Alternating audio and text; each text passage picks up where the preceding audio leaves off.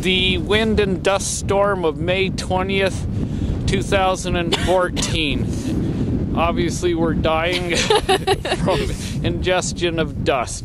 So I'm going to start scanning from the field camp, head out over Lake Hazen first.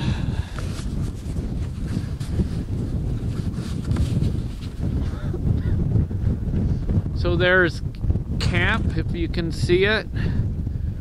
Now you can start seeing how dirty the lake, the snow on the lake is. There's John's Island. A little bit less dusty, a little more clear on the other side of the lake.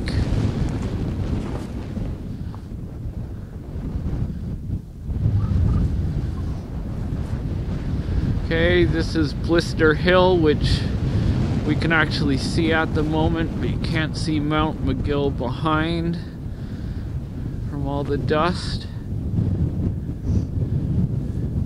Coming back around to camp